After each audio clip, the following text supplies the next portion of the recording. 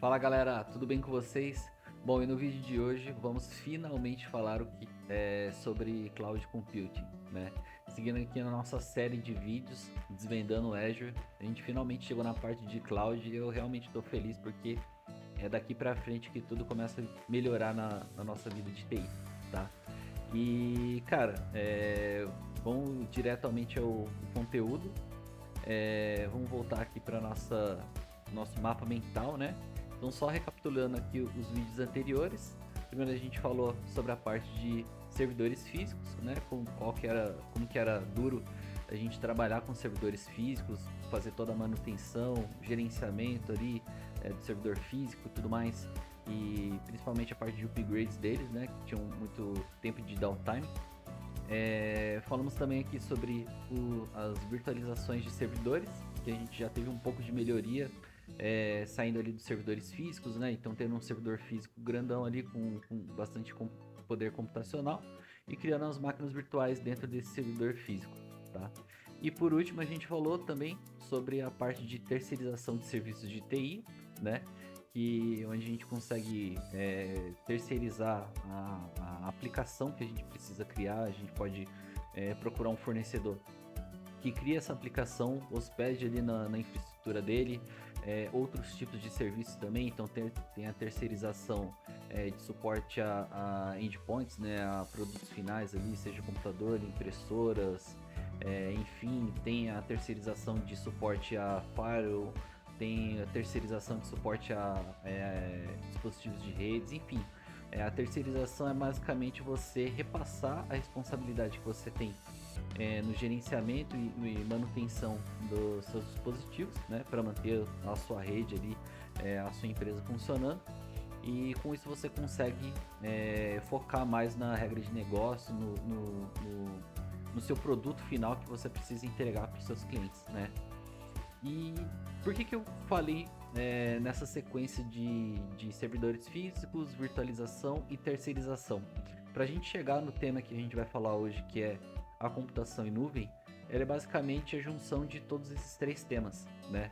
Então, chegando aqui na parte da definição do que é Cloud Computing, eu coloquei aqui que é o fornecimento de serviços de computação, sejam eles servidores, armazenamento, rede, banco de dados, software que seria aplicação, né, etc, pela internet. Então vejam que aqui é basicamente a junção das três tópicos anteriores que eu falei, né? Servidores físicos, virtualização de servidores e a prestação de serviço ali, a terceirização de serviço.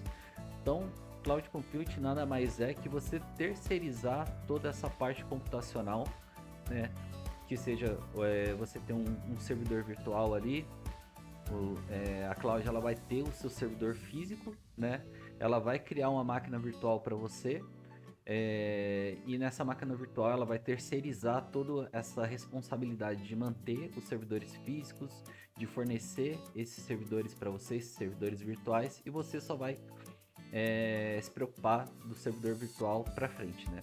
Mais para frente eu vou comentar um pouco mais os modelos ali, vocês vão entender um pouco mais dessa parte de responsabilidade, tá? Bom, e vindo aqui um pouco mais abaixo, quais são os modelos de nuvem, né? Então a gente tem os três principais modelos de nuvem aqui, que seria nuvem pública. Então nuvem pública é toda nuvem que você consegue ter o seu acesso ali à sua computação através da própria internet, né?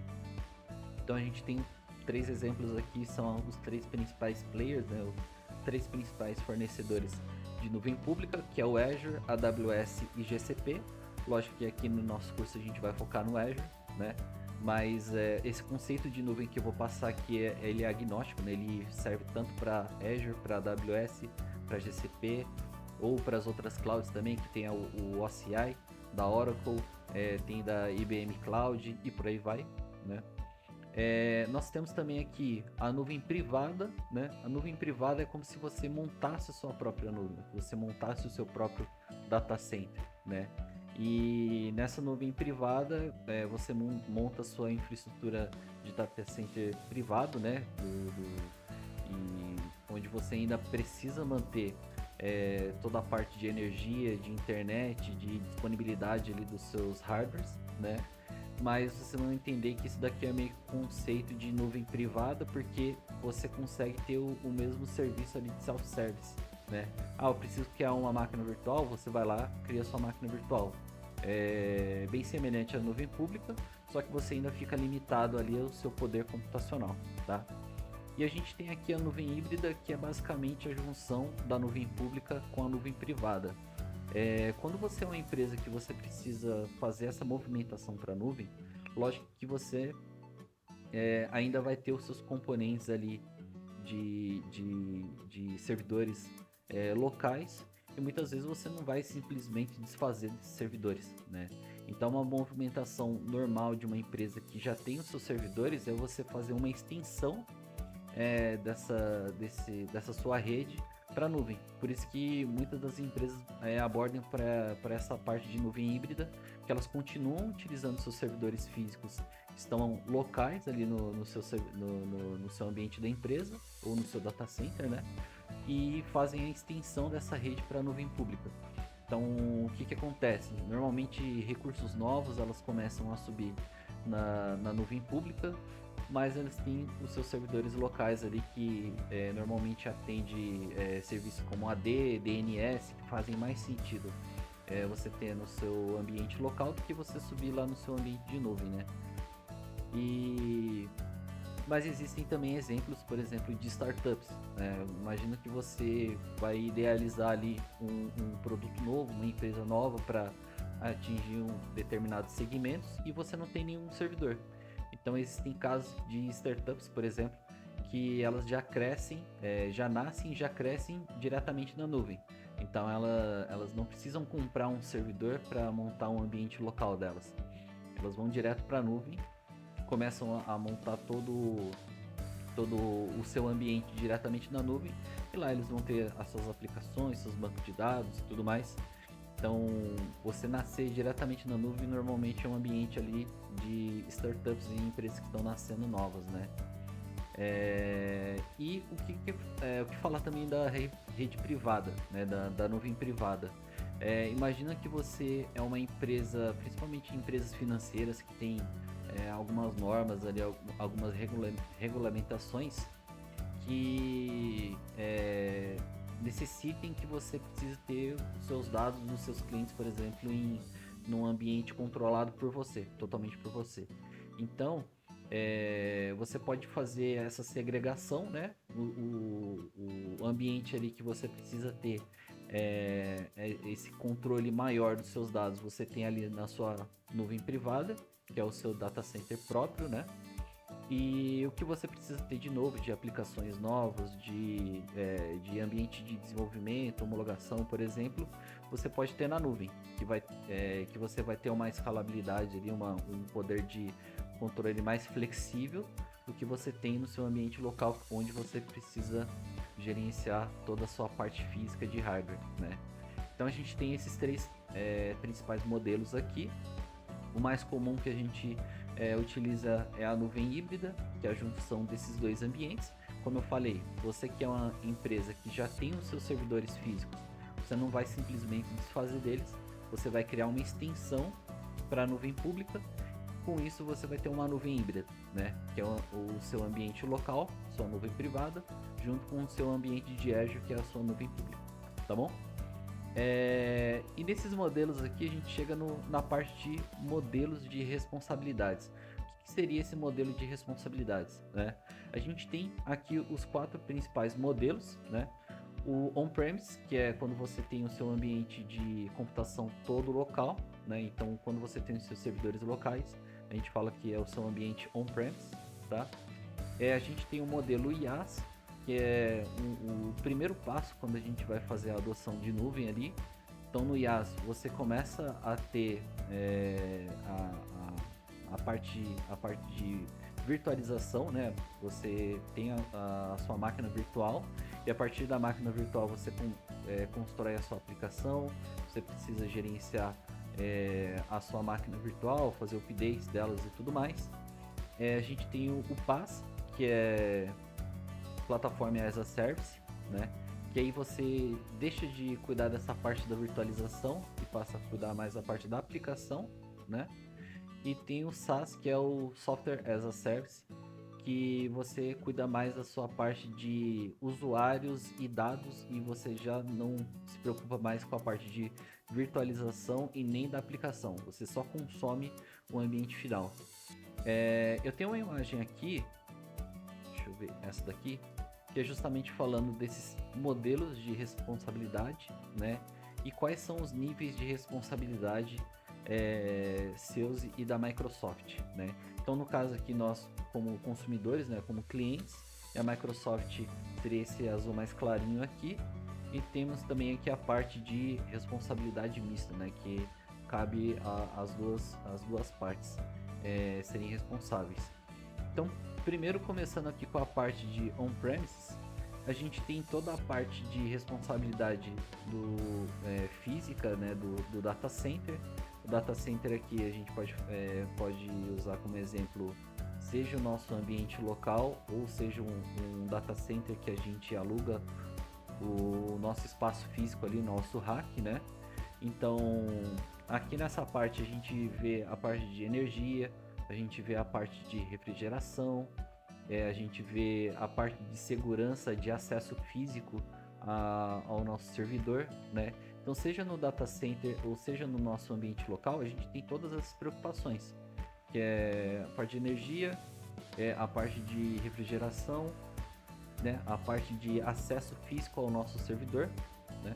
Então, quando a gente está no ambiente on-premise, a gente precisa se preocupar com tudo isso, né? Se a gente aluga um espaço ali no nosso data center, a gente já tira um pouco dessa nossa responsabilidade, né? Mas logicamente a gente precisa se preocupar com isso e a gente vai procurar um data center que suporte toda essa parte física, né? Para manter os nossos servidores ali funcionais. A gente tem essa outra camada que é a camada de rede. Então, logicamente, na parte on-premises, a gente ainda precisa cuidar da parte de internet ali, de rede, né, de conexão entre os servidores. A mesma coisa no data center, a gente precisa se preocupar com isso também. Tem a camada de física do host, né? Host, como eu comentei nos vídeos anteriores, é o nosso servidor físico mesmo. Então, se a gente tem o nosso ambiente on-premise, a gente ainda precisa se preocupar com o nosso host, né? Como que está o poder computacional dele, se ele tem CPU, RAM e armazenamento suficiente para subir as nossas máquinas virtuais. Isso seja no nosso ambiente local ou no data center, a gente ainda tem essa preocupação também. E vejam que a partir aqui dessa outra camada, a gente entra na parte de responsabilidade na parte de modelo IaaS, né? Então, no modelo IaaS, toda essa parte física do data center, de rede e de host, a gente deixa de se preocupar. Isso daqui vira uma preocupação da Microsoft, tá? Então a gente começa a operar daqui para cima, que é onde a gente chega aqui no sistema operacional, que é a máquina virtual. Então, levando em consideração aquele vídeo que eu comentei da virtualização de máquinas, a gente tem o nosso servidor físico e dentro dele a gente cria uma máquina virtual. No modelo IaaS, a gente vai se preocupar só com a máquina virtual para cima, que seja a gente acessar a nossa máquina virtual, manter ela atualizada. Dentro da máquina virtual a gente vai fazer a instalação da aplicação, né? Manter essa aplicação atualizada, mesma coisa do banco de dados. A gente vai ter a nossa máquina virtual, dentro da máquina virtual a gente faz a instalação ali do SQL Server, por exemplo, vai manter o nosso banco de dados e tudo mais, só que a gente vai se preocupar dessa camada para cima, dentro da máquina virtual, e o que a gente vai instalar dentro dessa máquina virtual. Aí, novamente, a gente tem a parte de gerenciamento de acessos, né, para essas aplicações. Então, os controles de redes. Então, por exemplo, a aplicação ela vai funcionar ali na porta 80 ou 443. O banco de dados vai ser na porta 1533. Então, a gente tem esse controle de acessos, né?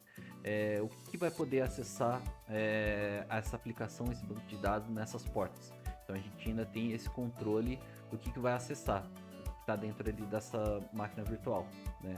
A gente tem a parte aqui da aplicação também, Então a aplicação que ela vai ser instalada dentro da máquina, a gente tem essa preocupação com a aplicação, né? A gente precisa instalar, a gente precisa manter atualizado, a gente precisa gerenciar essa aplicação que está dentro da máquina virtual. No modelo IaaS a gente ainda tem toda essa parte de preocupação. E vejam que aqui no modelo PaaS a gente começa a diminuir um pouco mais a nossa preocupação, né? Porque no modelo PaaS é como se ele já cuidasse da parte de infraestrutura da máquina virtual, né? E a gente cuidasse só da parte da aplicação para cima. Então, imagina que a gente tem a nossa aplicação que é configurada ali no IS ou, enfim, em algum outro framework aí de aplicação, só que a gente deixa de cuidar da parte da máquina virtual.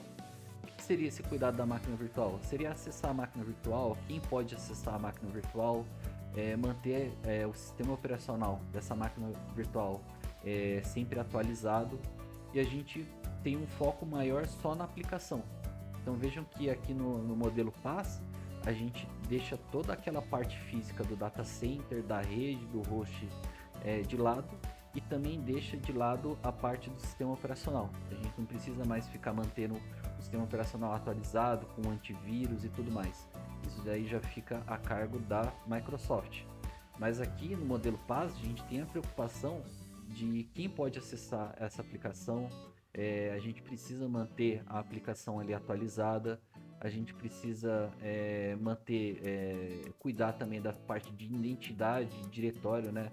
Que seriam quem pode acessar essa aplicação, onde essa aplicação vai ser instalada ali dentro daquela infraestrutura. Então vejam que do modelo IaaS para o PaaS a gente tira uma preocupação a menos, que é a parte do sistema operacional. E mudando do PaaS para o SaaS, a gente já tira um pouco mais dessa responsabilidade, né? Então a parte de controle de acesso da aplicação, essa parte de identidade, a gente deixa a cargo também da Microsoft, e a gente passa a cuidar dessa parte aqui de cima. Quem vai poder acessar essa aplicação, quais são as contas e identidades que vão poder acessar, né? Quais vão ser os dispositivos que vão poder acessar essa aplicação. E a gente chega na última camada, que é da camada da informação e dos dados, né? Então vejam que conforme a gente vai progredindo da camada de on-premise para IaaS, da IaaS para PaaS e da PaaS para SaaS, a gente vai diminuindo cada vez mais a nossa responsabilidade em cima daquela infraestrutura que a gente precisa provisionar para suportar a nossa aplicação, nosso banco de dados, nosso ambiente, tá? Então é legal a gente saber ter esse entendimento de como o funcionamento de on-premises, IaaS, PaaS e SaaS, porque muitos dos recursos da Azure eles são pautados em cima desses modelos, né? Então, por exemplo, o que é o IaaS? Qual que é o recurso de IaaS relacionado à computação? Então a gente tem a máquina virtual. A máquina virtual, a gente precisa gerenciar o sistema operacional dela, a gente vai precisar fazer as atualizações dela, vai precisar instalar a aplicação dentro dela e tudo mais. O que seria a computação ali no modelo PaaS? Então a gente tem, por exemplo, o Web App, né? O Web App, ele provisiona um poder computacional para a gente, vai ter uma máquina virtual por trás ali da nossa aplicação, mas a gente não entra nessa máquina virtual. A gente não precisa atualizar ela, não precisa se preocupar com a parte de segurança dessa máquina virtual. A gente vai se preocupar da aplicação para cima, né? Da aplicação, dos dados que vão ser trafegados dentro dela e tudo mais. E a mesma coisa no modelo SaaS. A gente já não entra mais na parte da aplicação. A gente vai cuidar só dos usuários e das informações que vão rodar dentro dessa aplicação SaaS, tá bom? E aqui voltando na nossa apresentação, eu trouxe aqui meio que uma analogia que eu achei muito bacana, que eu vi na internet, para tentar comparar o que seria cada um desses modelos com a parte ali de automóveis, né? Imagina que no modelo on-premises ele seja comparado a você ter o seu carro próprio. Então, quando você tem o seu carro próprio, Você ainda precisa se preocupar com manutenção do carro, você precisa colocar gasolina nele, você precisa pagar o IPVA, passar regularmente no mecânico, né? Se você tiver algum problema com ele, você vai ter que ir no mecânico para arrumar ele, né? Vai precisar limpar o carro e tudo mais. Então, no modelo on-premise seria comparado ao carro próprio, porque você tem o seu servidor físico ali e você precisa se preocupar com todas as partes de energia, de refrigeração, de internet e tudo mais para esse servidor funcionar perfeitamente. No modelo IaaS, ele seria comparado a um carro alugado. Quando você aluga um carro, você vai alugar o carro para você fazer a utilização desse carro. Só que você não paga a manutenção dele, não paga o IPVA, de repente você pode pagar até a gasolina ali, né? Só que você vai utilizar o carro e vai utilizar da maneira que você quiser, né? Você vai utilizar o carro para fazer um determinado trajeto, uma determinada viagem, né? Que você vai utilizar ali.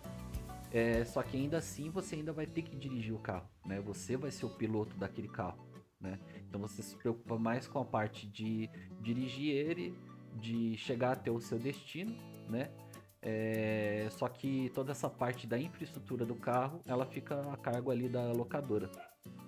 E no modelo PaaS, o modelo PaaS a gente já tira um pouco mais dessa preocupação. Seria o quê? Comparado ao Uber.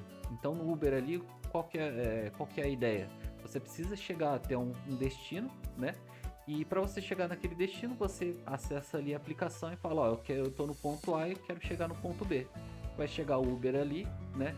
Ele vai te pegar, só que vai ser uma outra pessoa que vai estar dirigindo esse carro. A preocupação do carro, de gasolina, de trajeto, de custear toda essa manutenção do carro é todo do motorista. Você só usa o Uber para você chegar de um ponto ao outro, né? E no modelo SaaS aqui seria comparado mais ou menos a você pegar um ônibus, né? Comparado os outros modelos, você não gerencia a manutenção do ônibus, você não precisa dirigir o ônibus, você não vai escolher qual que é a rota que o ônibus vai tomar, né? Tem as linhas de ônibus, logicamente você vai pegar a linha que mais te convém, mas você não vai falar, não, quero que você vá por esse caminho e não por esse, né? O ônibus ele vai seguir a linha dele. Então você vai ser um mero passageiro dentro desse ônibus e não vai precisar se preocupar com nada. Você só vai precisar pagar e vai consumir aquele ônibus, tá? Então essa daqui é uma analogia que eu achei muito bacana comparado a todos esses modelos de responsabilidade. E vocês veem que é meio que uma progressão. Normalmente quando a gente vai fazer uma migração para a nuvem, a gente não, dificilmente a gente vai conseguir migrar do modelo on-premise diretamente para o PaaS, diretamente para o SaaS. A gente pode começar migrando primeiro para o IaaS, do IaaS a gente vai evoluindo, né? Migra a nossa aplicação para o modelo PaaS e de repente a gente nem migra para a aplicação, né? A gente pode consumir a aplicação de um outro terceiro. Um modelo que eu gosto de usar aqui por exemplo, imagina que você tem na sua empresa um software de ponto, né? De controle de ponto dos funcionários. Se esse software está instalado em um servidor físico na sua empresa, quais seriam as evoluções, né? Você pode pegar esse servidor, do servidor lá de ponto, você pode migrar ele para a nuvem e esse servidor virtual ele vai estar ali no modelo IaaS, né? Você pode pegar essa aplicação, colocar essa aplicação no modelo PaaS, aí você vai cuidar só da aplicação, vai deixar de cuidar do servidor que está hospedando essa aplicação. E o modelo SaaS seria como se você estivesse utilizando um serviço de terceiro, onde você não precisa se preocupar com a infraestrutura. Um exemplo desse é o Tangerino, né? O Tangerino é um software bem utilizado aí nas empresas para controle de ponto. E o que acontece? Você só, como empresa, você só faz o cadastro dos seus funcionários. Os funcionários eles vão lá, baixam o aplicativo para fazer o registro desse ponto, né? Mas você não se preocupa mais com a parte de infraestrutura. você só se preocupa em fazer o cadastro dos funcionários, fazer o controle ali, né, dos pontos, né, que seriam os dados dentro dessa aplicação. Mas o que está rodando por trás ali, onde que está a aplicação está funcionando, a aplicação está escalável e tudo mais, isso daí já não fica mais a cargo de você. Você só faz a compra e consome aquilo, tá bom? E bom, seguindo aqui a sequência do tema, né? Quais seriam os benefícios de você fazer a adoção de nuvem, né? Aqui eu trouxe só alguns benefícios, mas se vocês forem estudar posteriormente a certificação AZ900, tem muito mais outros benefícios, né? Mas aqui eu trouxe só um resuminho bem básico para eu colocar alguns exemplos de quais seriam os benefícios de utilização da nuvem, né?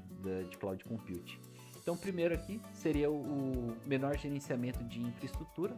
Então, como eu comentei, quando a gente passa aqui do nosso modelo on-premise para o IaaS, a gente já deixa de se preocupar com vários fatores físicos ali na nossa infraestrutura. Então, seja a parte de energia, seja a parte de refrigeramento, seja a parte de internet, a parte de segurança, né? Deixar seguro o local físico onde estão os servidores. Então, quando você começa a utilizar a Cloud Computing, você já deixa várias dessas responsabilidades para o provedor de cloud, né? E você começa a se preocupar a partir da parte de virtualização, se você estiver ali na camada de IaaS, né? Então já é boa parte dessa preocupação, você repassa isso para o provedor de nuvem, você consegue já ter uma folga muito grande aí de não ter que se preocupar com tudo isso, né? Um outro grande benefício seria maior agilidade. Então, como eu comentei nos vídeos anteriores, se você tem um servidor físico ali e você precisa fazer um upgrade nele, você precisa comprar mais hardware, precisa parar o servidor, precisa instalar nele para aumentar esse poder computacional. Na nuvem, a gente consegue aumentar o poder computacional da máquina rapidamente. A gente só precisa fazer alguns cliques ali no portal e ele aumenta o poder computacional dele, né? Logicamente, ele ainda vai ter o downtime, mas vai ser muito mais rápido do que você comprar o hardware, esperar chegar, fazer a instalação e ligar novamente o servidor.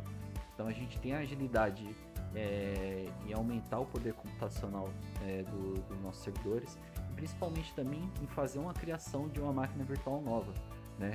Então, comparado a esses modelos anteriores, que a gente precisa montar o servidor físico ou construir ali o servidor virtual dentro do servidor físico, na nuvem vocês vão ver mais para frente que você consegue montar uma máquina virtual em cerca ali de 5, 10 minutos, né? Então você ganha muito mais agilidade no provisionamento desses recursos novos. Parte de redução de custos. A nuvem ela utiliza um modelo que se chama Pay as you go, né? Pago conforme o uso. Então, o que seria esse Pay as you go, né? Imagina que, também comparado aqui a esses outros modelos, você não precisa mais comprar o servidor físico ali e você pagar totalmente por aquele servidor físico, né? Você vai pagar conforme você faz a utilização dele. Então é a mesma coisa do carro próprio comparado ao Uber. O carro próprio você vai comprar ele, seja lá 50, 70, 100 mil, você vai pagar esse valor cheio para ter o seu carro próprio, né?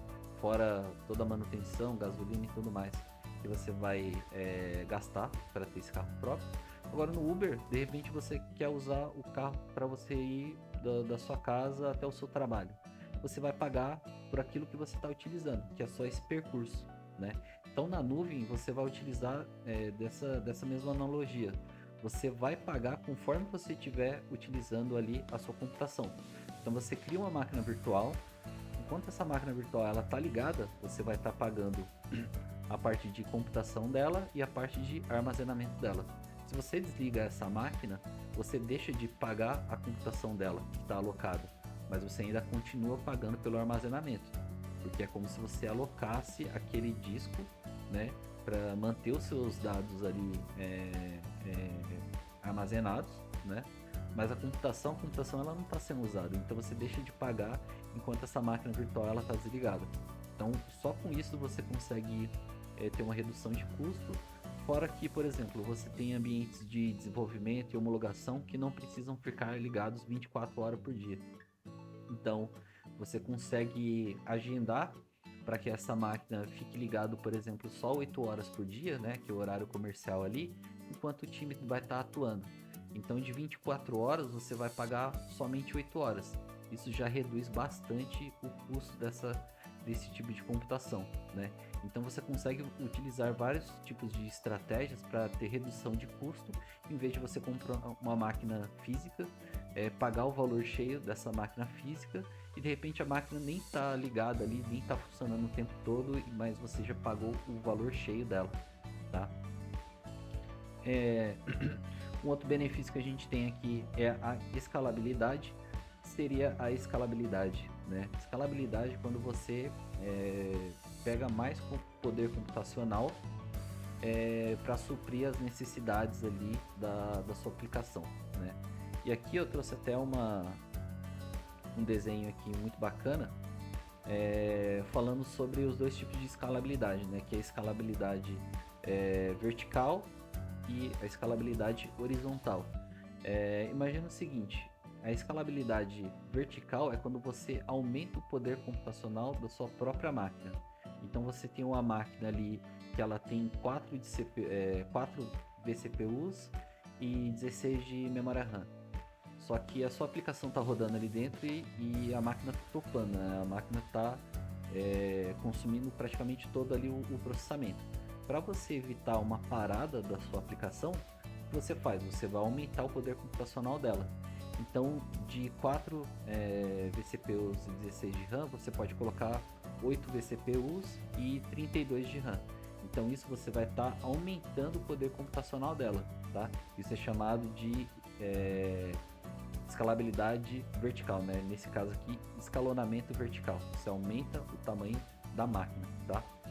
E o escalonamento horizontal seria você criar outras máquinas virtuais semelhantes à que você tem e você distribuir esse poder computacional. Então, você tem a sua máquina de 4 vCPUs e 16 de RAM, você vai criar uma outra máquina idêntica a ela, também com a sua aplicação, né? Você cria uma imagem do sistema operacional que tem a sua aplicação e você vai criar um clone dessa máquina e vai distribuir essa carga. Então, de uma máquina, por exemplo, você escala ela para criar outras cópias dela, outras duas, e você divide esse poder computacional. Então, normalmente aqui você vai ter um load balancer em cima que vai estar distribuindo esse processamento entre as outras máquinas. Isso daí é muito comum, principalmente nas aplicações e, por exemplo, em momentos, por exemplo, da Black Friday, que os sites desses grandes mercados aí, né, desses grandes marketplaces, vão receber muitas cargas de acesso de usuários.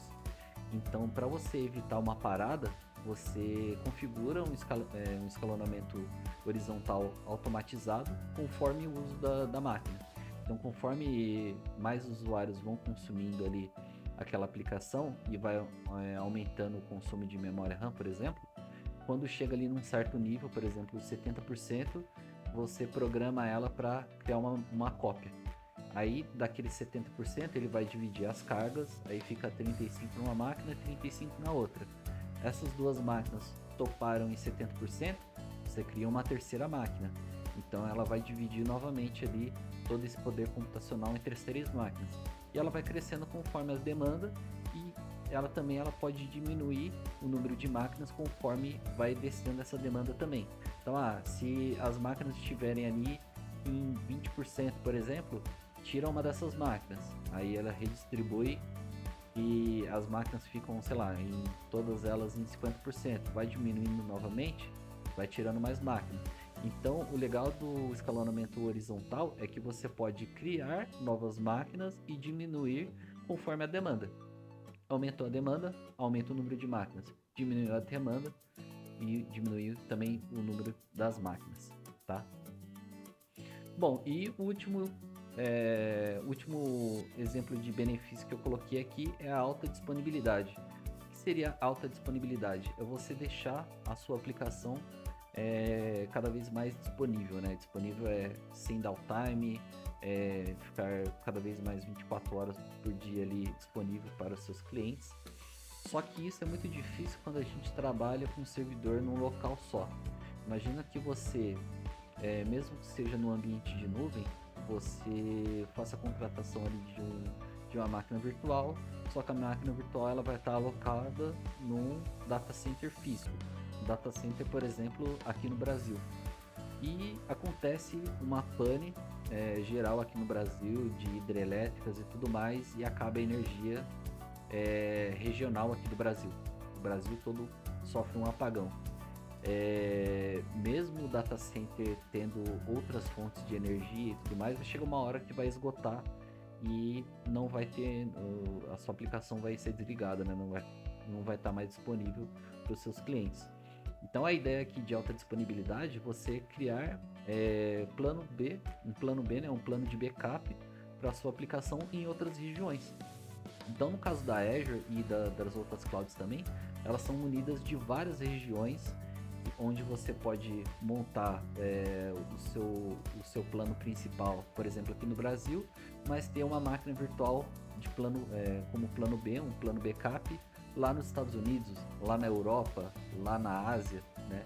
Você consegue ter essa contingência caso o seu ambiente principal caia, você ainda vai ter o seu outro ambiente secundário lá, uma outra região, e por mais que ele tenha uma latência maior, porque o usuário do Brasil que vai acessar algo que está lá nos Estados Unidos, acaba demorando um pouco mais para carregar, mas mesmo assim sua aplicação vai continuar carregando, né?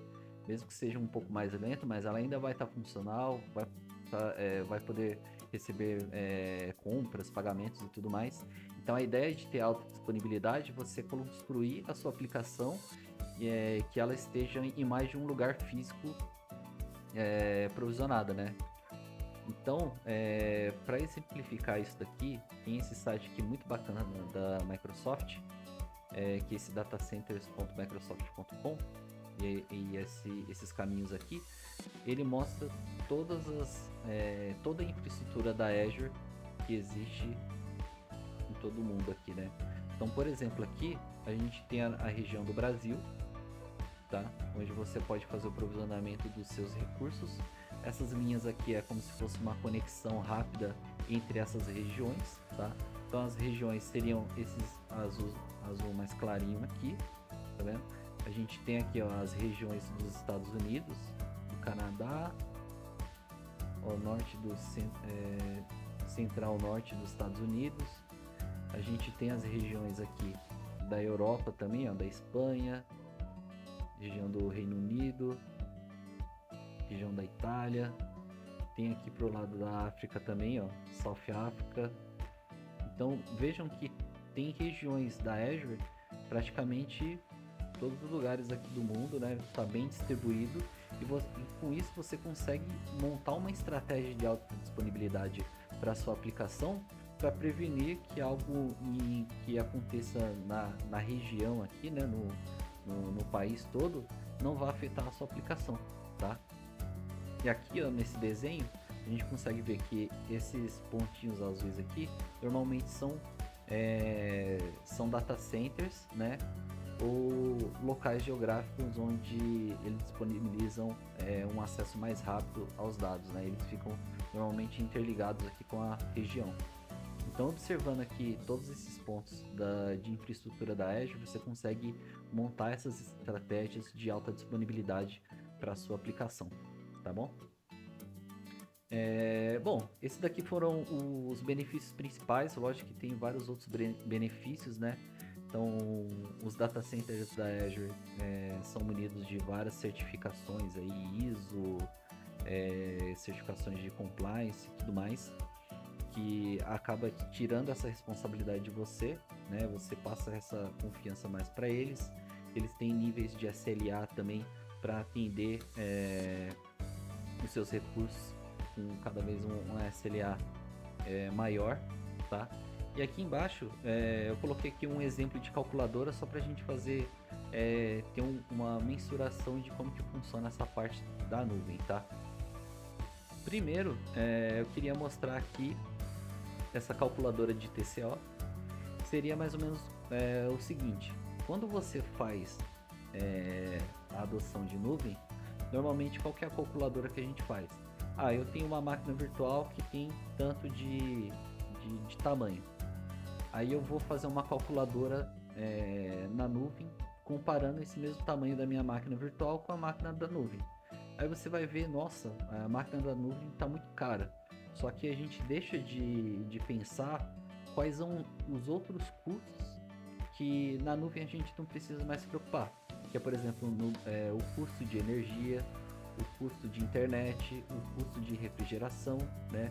O custo de segurança para acesso ali aos recursos. Então essa calculadora de TCO é justamente isso que ela mostra.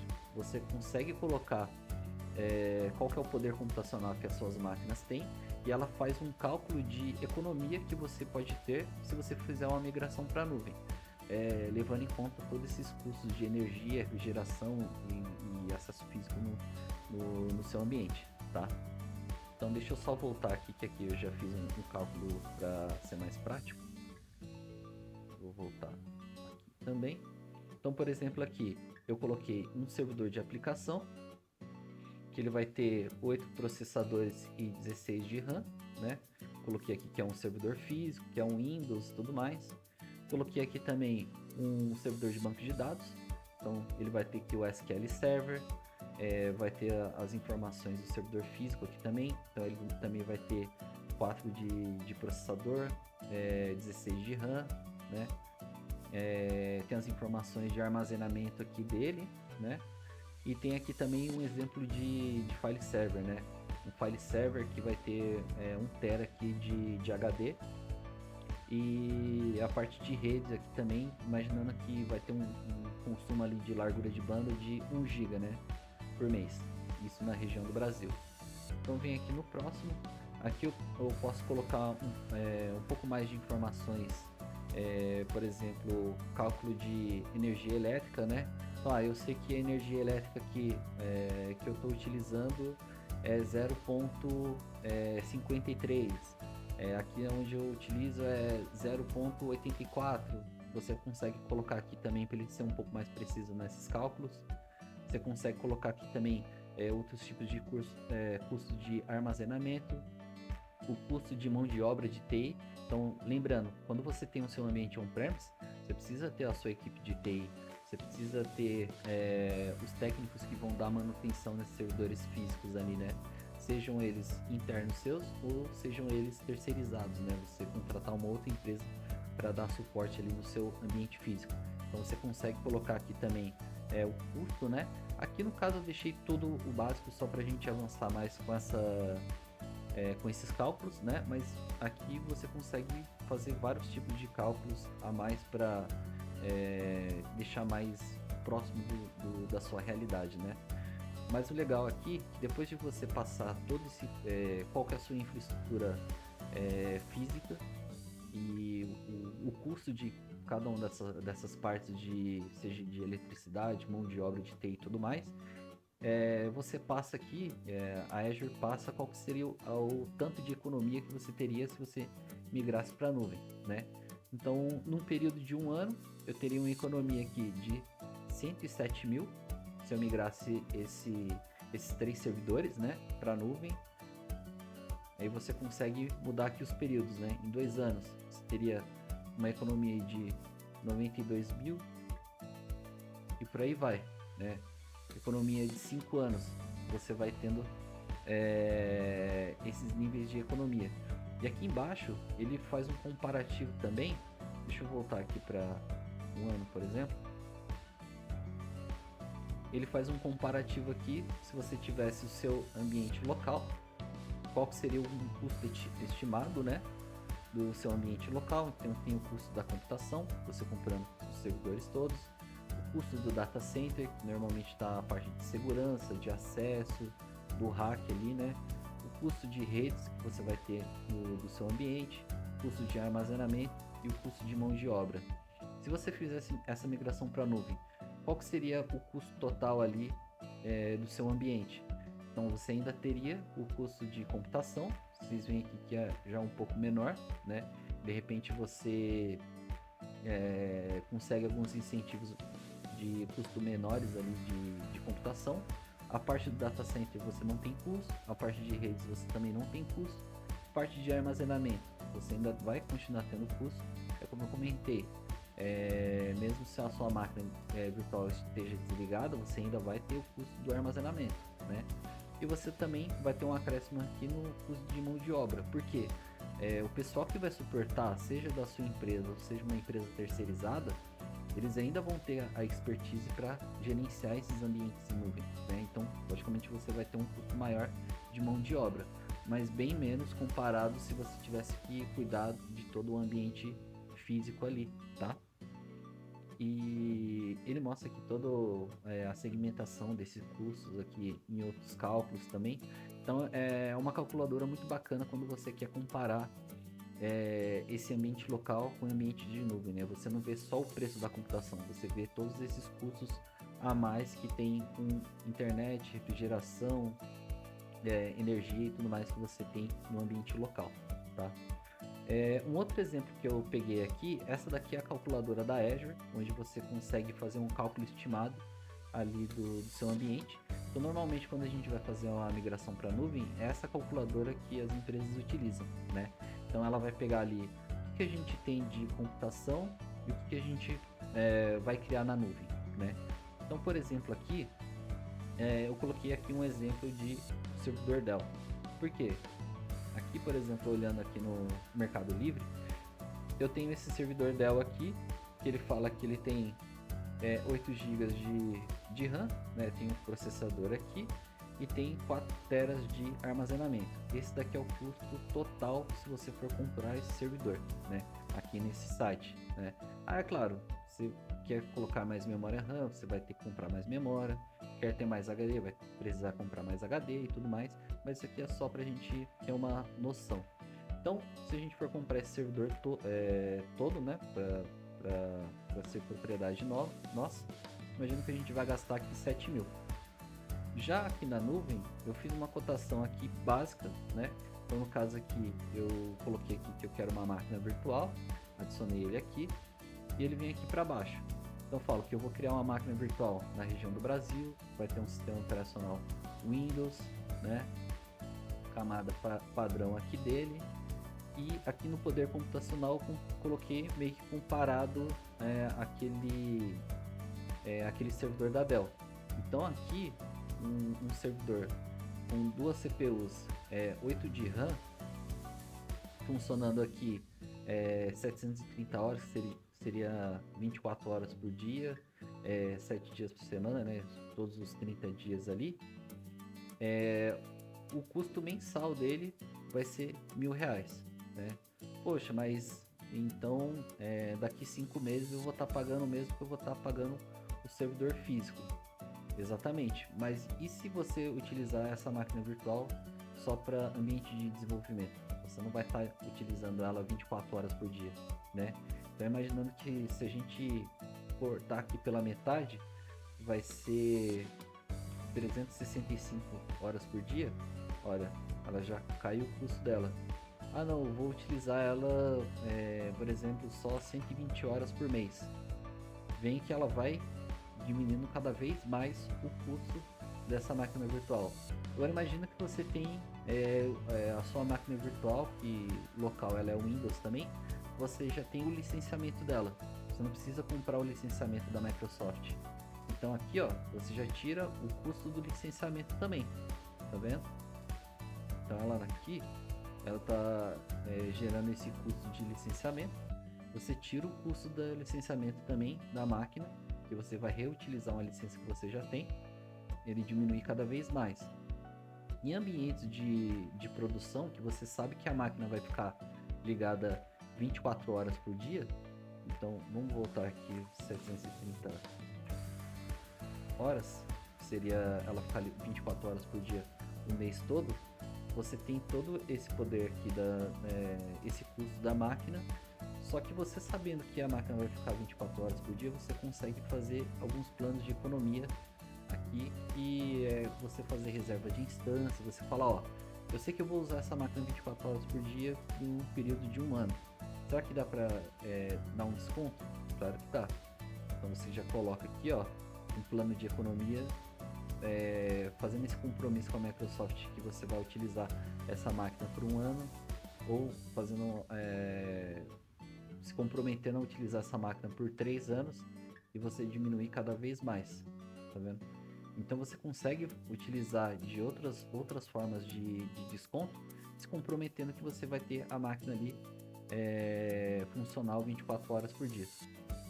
Então, ó, você consegue diminuir cada vez mais o custo dessa máquina. Então veja que você trabalhando com cloud, você consegue ter todo essa facilitação em relação a custos, porque você consegue montar o seu ambiente conforme as suas necessidades. Isso vem muito de encontro com o framework, né, com a cultura de FinOps, que é você não simplesmente só criar a sua máquina virtual e deixar ela lá. É você gerenciar, você entender se o que você provisionou, você está consumindo tudo aquilo. Se não estiver consumindo tudo, você pode fazer um downgrade da máquina, diminuir o tamanho dela, né? Então ela tem 2,8 aqui, por exemplo, vamos colocar 2,4. Vejam que o custo dela já diminui bastante aqui comparado à outra. Ah não, o tamanho não está suficiente, então vamos aumentar o tamanho dela. Ele vai aumentar o custo, mas a sua aplicação vai continuar funcionando, né? E com isso você consegue adicionar vários outros elementos aqui na calculadora e fazer toda essa parte de planejamento de custos, né? Bom, o que eu queria passar dessa parte de Cloud Computing era justamente isso e mostrar qual que é a verdadeira razão da gente estar migrando o nosso ambiente local para a nuvem. Eu acho que essa foto aqui é uma foto que deve ser realidade para muitas empresas, né? Isso daqui é um exemplo de um ambiente lá num CPD, né? Como normalmente a gente chama de uma sala ali, a sala de TI, a sala de servidores. Olha o tanto de equipamentos que a gente precisa gerenciar, precisa manter organizado.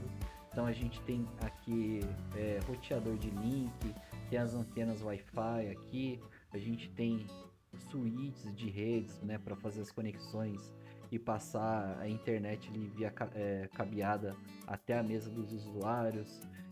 A gente pode ter os servidores aqui, aqui embaixo provavelmente deve ser no break, aqui ó, servidores, tem o rack.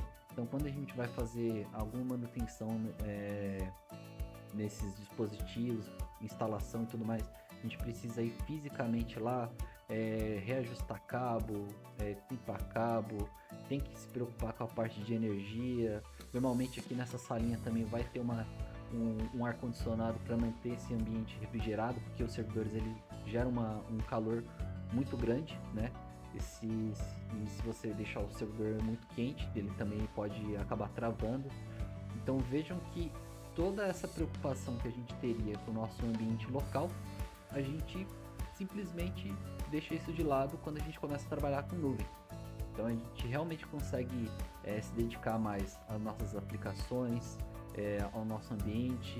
A gente deixa o nosso ambiente cada vez mais rápido para fazer provisionamento de novos ambientes, consegue organizar o nosso ambiente de várias formas diferentes e tira toda essa preocupação de ambiente físico de lado quando a gente se preocupa mais com a nuvem, tá bom?